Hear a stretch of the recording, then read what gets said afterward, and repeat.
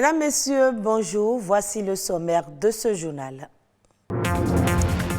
Des millions de personnes décèdent chaque année dans le monde d'une hépatite selon l'Organisation mondiale de la santé. Mais pour être soigné, encore faut-il savoir que l'on est malade. Le dépistage reste la solution.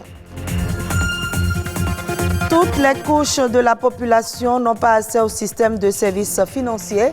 Le phénomène n'épargne pas le Bénin, les causes et des pistes de solutions à suivre. Et puis, s'investir dans l'entrepreneuriat pour booster la croissance économique est une option aujourd'hui très prisée par les jeunes. Mais quelles sont les filières d'opportunités pour la jeunesse béninoise? On en parle.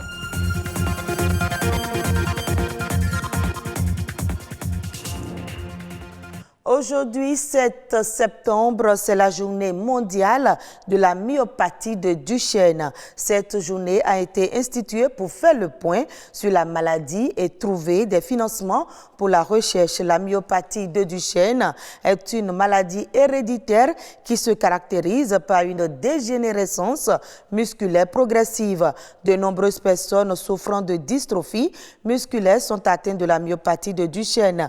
Bien que les filles puissent être porteuses de la maladie et légèrement touchées, la maladie touche principalement les garçons. Les symptômes possibles sont des chutes fréquentes, une difficulté à se lever ou à courir, un dandinement de gros mollets et des troubles de l'apprentissage. Il n'existe aucun remède, mais des séances de kinésithérapie et la prise de médicaments peuvent aider à contrôler les symptômes et améliorer la qualité de vie. Et si on parlait des hépatites, souvent qualifiées de tueuses silencieuses, les virus des hépatites sont multiformes et seul un dépistage précoce permet de connaître son état sémiologique. Quelles sont les voies de transmission et les traitements disponibles pour soigner les hépatites? Suivez ce reportage pour plus de précision. Dans le monde, il existe plusieurs formes d'hépatite virale. Selon le dernier rapport mondial de l'OMS, 325 millions de personnes sont atteintes de l'hépatite B ou C. Les spécialistes évoquent des causes variées. Et ces virus sont désignés dans l'ordre alphabétique suivant leur découverte de A, B, C, D et E. Au Bénin, c'est les causes infectieuses. Et dans ces causes infectieuses, on va parler des causes infectieuses virales. Il y a les causes toxiques et il y a les causes métaboliques. Ça concerne les sujets qui sont souvent très obèses. Il y a d'autres causes, les causes immunologiques, les tisanes que vous prenez, certains médicaments aussi qui peuvent être cause d'inflammation du foie. Au Bénin, les hépatites B ou C exposent plus à la chronicité lorsqu'ils ne sont pas tôt détectés, tant les signes sont silencieux. Il y a ce qu'on appelle les infections aiguës et les infections chroniques. Aiguës pour dire que le délai de l'infection ou de l'inflammation jusqu'à la guérison de la maladie, ça n'excède pas les 6 mois. Quand l'infection évolue au-delà des 6 mois, on parle de chronicité. Et si vous passez à la phase chronique, ce qui voudra dire que vous êtes exposé aux complications. Et notamment les complications, c'est la cirrhose et c'est le cancer du foie. Dans 80% des 2 cas, il n'y a pas de signe. Avant que l'ITER n'apparaisse, généralement, vous avez de la fatigue, de la fièvre, des douleurs dans les articulations. L'hépatite est qualifiée de tueur silencieux. Son mode de transmission reste tout précoce et dangereux. La majorité ont l'hépatite B, mais c'est une contamination qui se fait très tôt dans les premières heures de vie, de la mère à l'enfant. Ça peut se faire de façon horizontale avec les enfants vivant sous le même toit. Les autres voies qui sont sexuelles ou bien sanguines, c'est beaucoup plus rare. Le virus C, c'est une contamination purement sanguine. Avec l'évolution de la science, il existe aujourd'hui un vaccin pour prévenir les hépatites et des moyens de traitement pour les personnes atteintes. On a du vaccin monovalent pour vacciner systématiquement dès les premiers jours de vie tout enfant qui naît. La vaccination pour l'hépatite B, il faut dire chez l'adulte, c'est le schéma à 3 doses. Concernant la forme aiguë, chez l'hépatite B, il n'y a généralement pas de traitement. C'est le repos et il faut éviter d'autres produits qui agressent le foie davantage. Tout rentre dans l'ordre, l'organisme se charge de régler le problème dans les 6 mois. C'est seulement ceux qui font une hépatite chronique active, c'est ceux-là qu'on prend en charge. Parce que les traitements qu'on donne pour l'hépatite B, c'est un traitement à vie. Alors que pour l'hépatite C, c'est un traitement de 3 mois et là, vous avez la guérison dans les 3 mois après le traitement.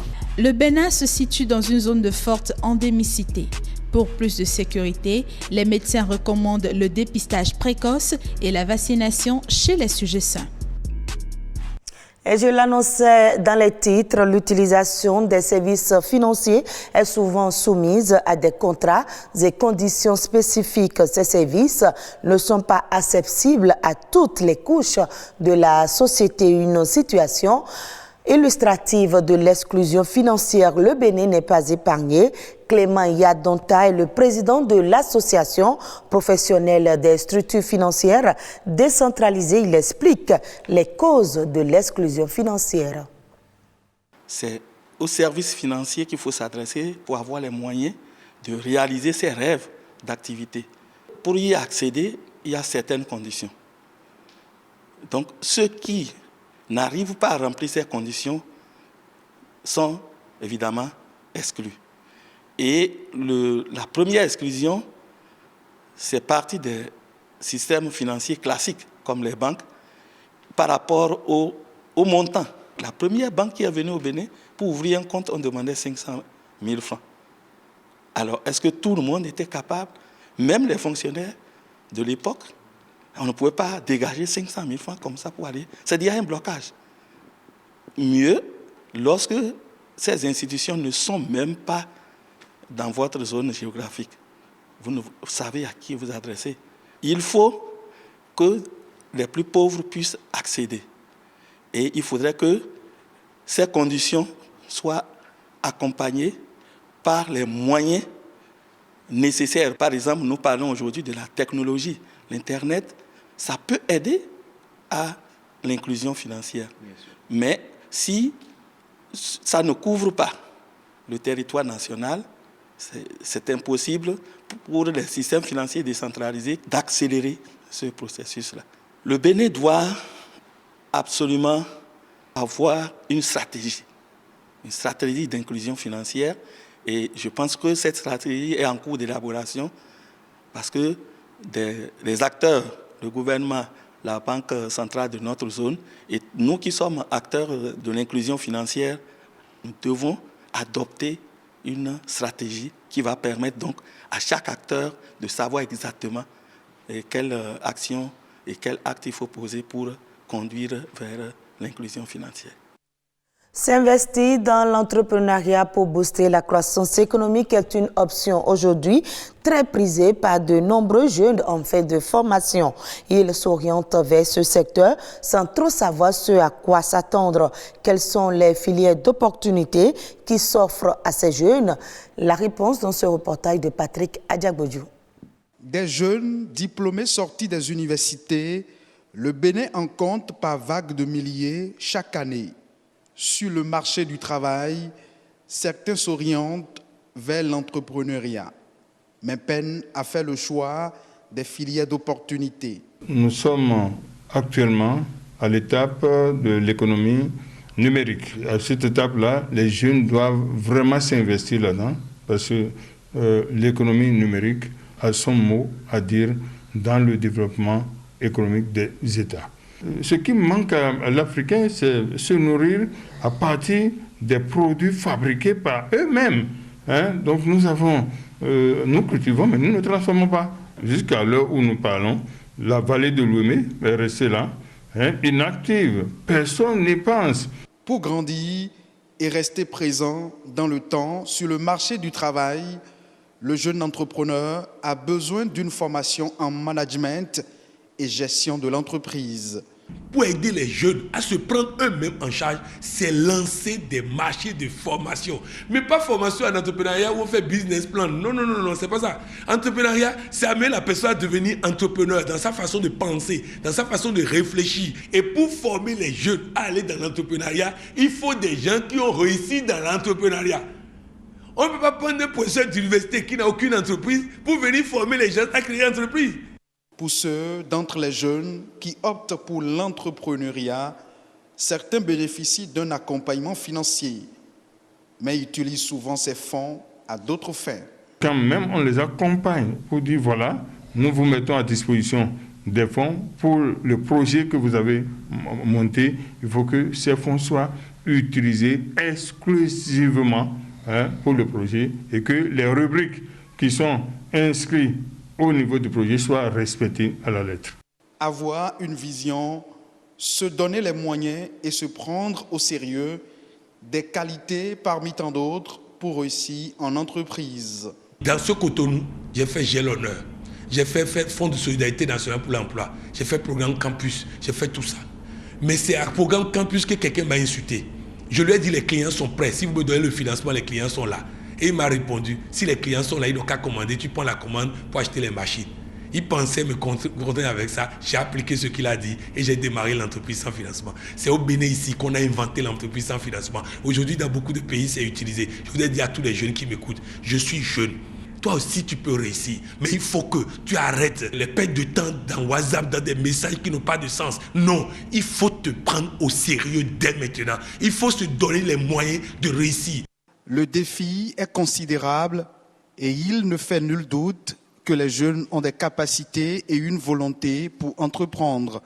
Chaque génération est le produit de son époque et il serait bénéfique d'inciter les jeunes vers l'entrepreneuriat afin qu'ils puissent participer à la croissance économique. Suivons à présent une compilation des autres faits ayant marqué le Bénin. C'est une présentation de Ulvaeus Balogun.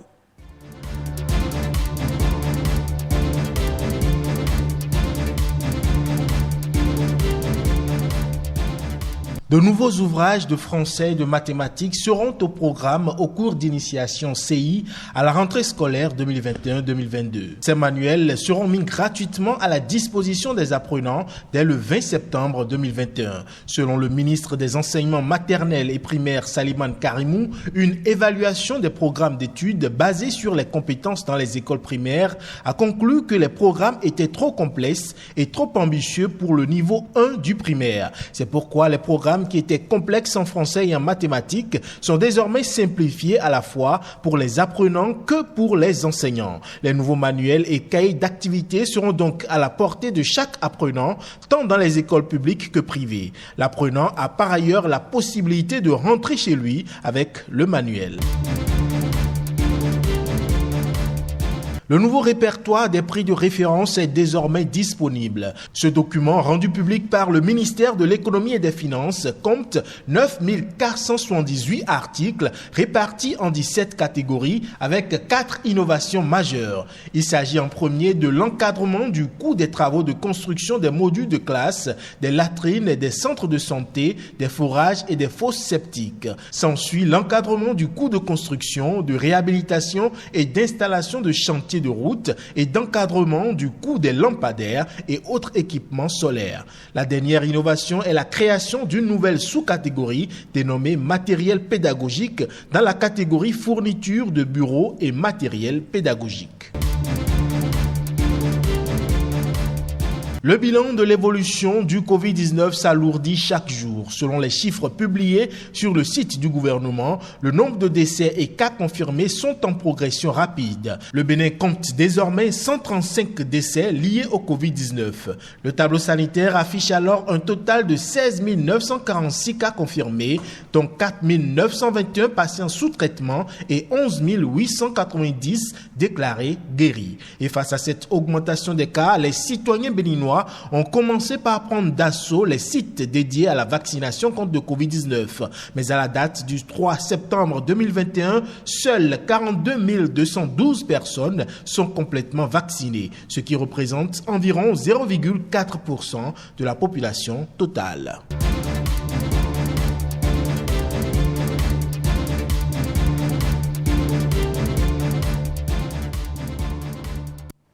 Intelligence artificielle, l'île Maurice montre le chemin en Afrique subsaharienne. Études, rapports, conférences et séminaires se multiplient pour montrer comment l'intelligence artificielle peut aider les pays à accélérer le développement. L'île Maurice est classée première nation d'Afrique subsaharienne en matière d'intelligence artificielle. Sur le plan mondial, elle occupe la 45e place.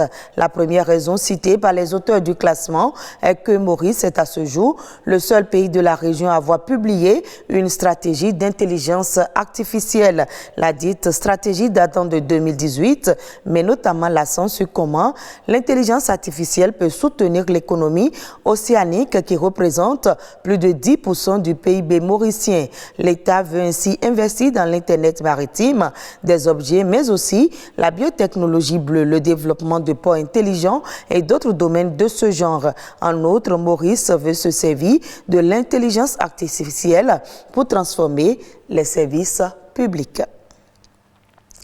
Et ce sera tout pour ce journal que vous pouvez suivre à nouveau sur le www.oactb.bj. Merci à vous de nous avoir suivis.